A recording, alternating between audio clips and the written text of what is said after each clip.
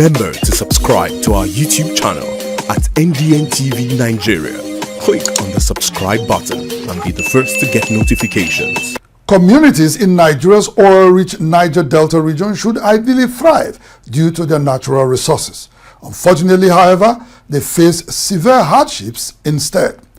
Basic amenities like drinking water, roads, and healthcare are now luxuries they cannot afford.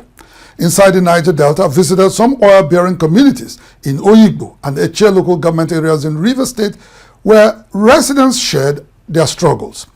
Despite multiple attempts to seek help from Shell Petroleum Development Company, which operates in the area, their efforts have remained fruitless. With all the petrodollars around the oil and gas industry and its significant contribution to global economy, one might expect communities blessed with this liquid gold to be thriving settlement. Ordinarily, these places should have all the social amenities and basic infrastructure needed for a seamless living experience because of their natural endowment. Unfortunately, the reality on the ground in many of these communities, especially in Nigeria, starkly contrasts with this ideal situation. In fact, dwellers and indigents of oil and gas host communities in the oil-bearing Niger Delta region have often considered crude oil in their communities as more of a curse than a blessing. Why? This is because basic necessities like potable drinking water, access roads, and health facilities remain elusive luxuries. While international companies exploit their resources in an environmentally unsustainable way that further exacerbates the woes and suffering of the people.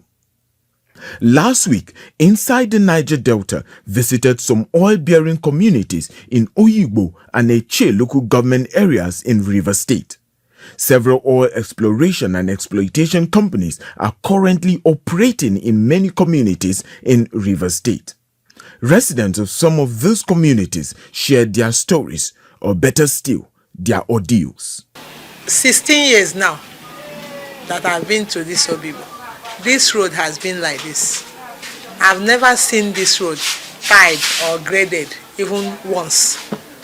So all the people that are doing business here, they have left their shop and run away. If you can only rent house here during the dry season. Rainy season, your house remains invalid.